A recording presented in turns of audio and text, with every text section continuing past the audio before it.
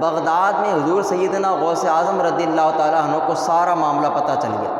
چنانچہ آپ نے اپنے مریدین کو کہا کہ نکلو یہاں سے اور شیخ عبد الرحمن تنسونجی کے پاس جاؤ، راستے میں ان کے مریدین ملیں گے، ان کو بھی اپنے ساتھ لے جانا اور جا کر ان کو میرا سلام عرض کرنا۔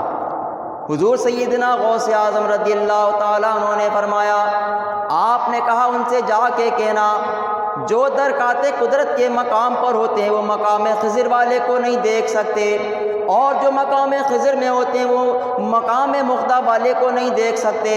حضور سیدنا غوث اعظم نے فرمایا اللہ نے مجھے مقام مقدہ عطا فرمایا ہے اور میرے لیے ایک خفیہ راستہ ہے، میرا وہاں سے آنا جانا ہوتا ہے۔ فرمایا کہ ان سے کہنا کہ وہ اس مقام پر مجھے کس طرح آتے جاتے دیکھ سکتے ہیں۔ تو پتہ چلا کہ اللہ نے حضور سیدنا غوث اعظم رضی اللہ تعالیٰ عنہ کو خاص مقام عطا فرمایا تھا، اپنا قرب خاص عطا فرمایا تھا۔ حضور علیہ السلام کی صفت قرب خاص کا مظہر حضور سیدنا غوث اعظم رضی اللہ تعالیٰ عنہ۔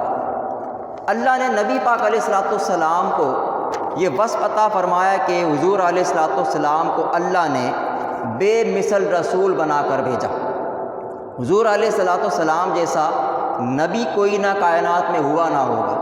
چنانچہ اللہ فرماتا ہے، اللہ تعالیٰ ارشاد فرماتا ہے ما کان محمد ابا احد من رجالکم ولکن رسول اللہ وخاتم النبیین۔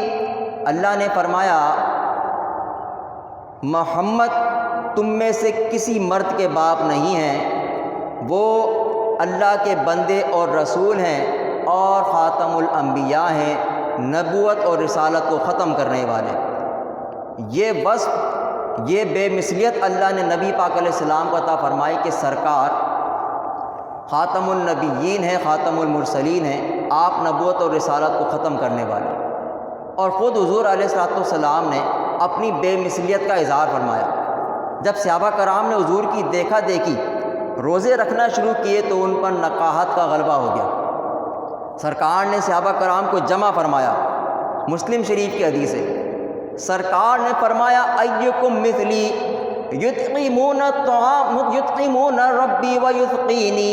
سرکار نے فرمایا اے میرے صحابہ تم میں ہے کوئی جو میری مثل ہو؟ نبی پاک علیہ السلام نے فرمایا اللہ مجھے کھلاتا اور اللہ مجھے پلاتا ہے۔ تو اس حدیث میں خود حضور علیہ السلام نے اپنی بے مثلیت کا اظہار فرمایا کہ تم میں سے کوئی میرے جیسا نہیں ہو سکتا۔ چنانچہ حضرت علی رضی اللہ تعالیٰ عنہ آپ فرماتے ہیں نبی پاک علیہ السلام سے پہلے اور سرکار کے بعد میں نے کسی کو آپ کی مثل نہیں دیکھا، نہ حضور سے پہلے کوئی ایسا ہے نہ حضور کے بعد کوئی آپ کے جیسا۔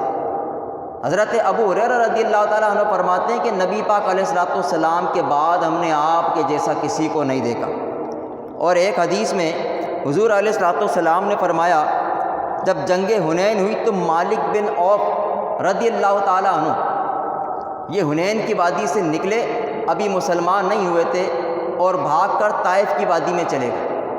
سرکار نے فرمایا کہ اگر مالک بن عوف ایمان لے آئے اور ہمارے پاس چلے آئیں تو ہم ان کا اہل اور ان کا مال ان کو واپس کر دیں گے۔ حضرت مالک بن عوف رضی اللہ تعالیٰ عنہ کو خبر پہنچی، آپ کلمہ پڑھ کر مسلمان ہوئے، نبی پاک علیہ السلام کی بارگاہ میں حاضر ہوئے۔ سرکار بہت خوش ہوئے اور حضور علیہ السلام نے ان کا مال اور ان کا اہل ان کو واپس کیا اور اپنی بارگاہ سے 100 اونٹ ان کو انعام میں عطا فرمائے۔ حضرت مالک بن عوف رضی اللہ تعالیٰ عنہ فرماتے ہیں آپ فرماتے ہیں کہ یا رسول اللہ میں نے تمام جہان میں آپ کی مثل کسی کو نہیں دیکھا۔ تو ان روایات سے یہ پتہ چلتا ہے کہ حضور علیہ السلام بے مثل رسول ہیں۔ اللہ نے حضور سیدنا غوث اعظم رضی اللہ تعالیٰ عنہ کو اس وصف میں نبی پاک علیہ السلام کا مظہر قرار دیا، مظہر بنایا۔ چنانچہ خود حضور سیدنا غوث اعظم رضی اللہ تعالیٰ عنہ آپ فرماتے ہیں کہ اے لوگوں مجھے کسی کے جیسا اور لوگوں کو مجھ جیسا قیاس نہ کیا کرو۔ آپ فرماتے ہیں اے مشرق و مغرب میں رہنے والوں، اے آسمان والوں، اللہ فرماتا ہے اللہ ایسی مخلوق پیدا فرمائے گا جس کو تم نہیں جانتے، اور حضور غوث اعظم فرماتے ہیں کہ میں اللہ کی اس مخلوق میں سے ہوں جس کو تم نہیں جانتے۔ تو اس روایت سے پتہ چلتا ہے کہ حضور غوث اعظم رضی اللہ تعالیٰ عنہ بے مثل شیخ ہیں، بے مثل ولی ہیں، اور اللہ نے آپ کو وہ مقام عطا فرمایا ہے کہ اس جیسا مقام کسی کو عطا نہیں فرمایا۔ چھٹا وصف، اللہ نے نبی پاک علیہ الصلوۃ والسلام کو نظافت اور طہارت عطا فرمائی۔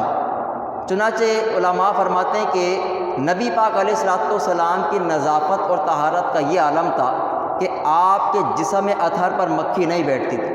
حضرت عمر فاروق رضی اللہ تعالیٰ عنہ فرماتے ہیں، آپ فرماتے ہیں کہ نبی پاک علیہ السلام کے جسم پر مکھی کو بیٹھنا منع تھا، وجہ یہ تھی کہ مکھی نجاستوں پر بیٹھتی ہے، تو حضور علیہ الصلوۃ والسلام کے جسم پر کبھی مکھی نہیں بیٹھی۔ اللہ نے یہی وصف حضور سیدنا غوث اعظم رضی اللہ تعالیٰ عنہ کو عطا فرمایا۔ علماء فرماتے ہیں کہ ہم نے 13 سال دیکھا کہ حضور سیدنا غوث اعظم رضی اللہ تعالیٰ عنہ کے جسم پر کبھی مکھی نہیں بیٹھتی تھی۔ درود شریف پڑھیں گے۔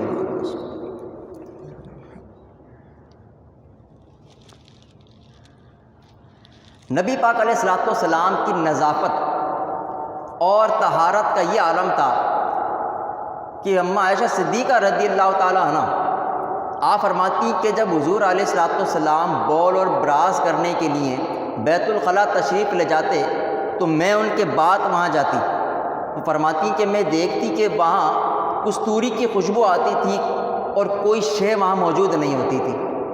آپ نے اس بات کا اظہار نبی پاک علیہ السلام سے کیا۔ سرکار نے فرمایا، اے عائشہ، اللہ نے انبیاء کرام کو جنتی حوروں کے وصف پر تخلیق فرمایا ہے، لہٰذا انبیاء کرام کا جو فضلہ ہوتا ہے اس کو زمین نگل لیتی ہے اور وہ پاکیزہ ہوا کرتا ہے۔ علماء فرماتے ہیں کہ اللہ نے اس وصف میں بھی حضور سیدنا غوث اعظم کو نبی پاک علیہ الصلوۃ والسلام کا مظہر قرار دیا، اور آپ کے بھی بول و براز کو کبھی کسی انسان نے نہیں دیکھا۔ نبی پاک علیہ السلام کی نظافت اور طہارت کا یہ عالم ہے۔